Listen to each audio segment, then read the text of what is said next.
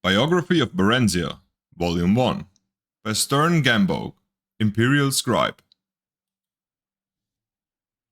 Late in the Second Era, a girl child, Barenziah, was born to the rulers of the Kingdom of Mournhold in what is now the Imperial Province of Morrowind.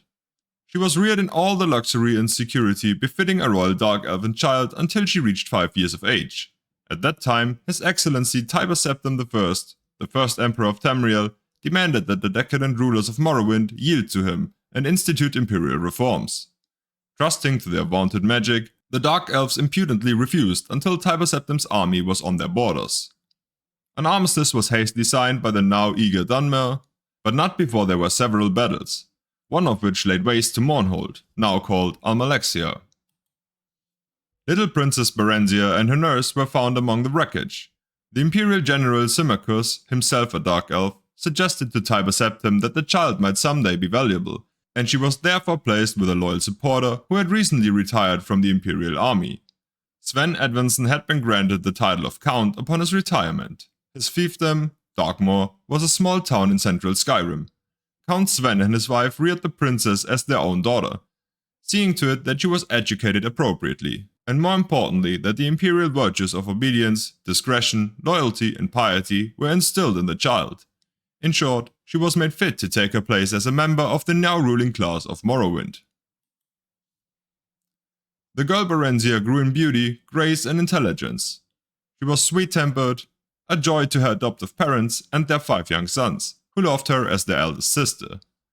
Other than her appearance, she differed from young girls of her class only in that she had a strong empathy for the woods and fields, and was wont to escape her household duties to wander there at times.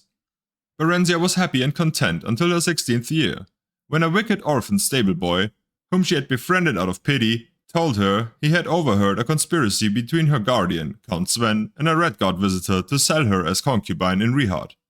As no Nord or Breton would marry her on account of her black skin, and no Dark Elf would have her because of her foreign upbringing. "Whatever shall I do?" the poor girl said, weeping and trembling, for she had been brought up in innocence and trust, and it never occurred to her that her friend, the stable boy, would lie to her.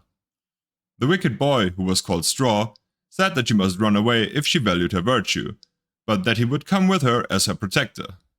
Sorrowfully, Barenziah agreed to this plan, and that very night she disguised herself as a boy and their pair escaped to the nearby city of Whiterun.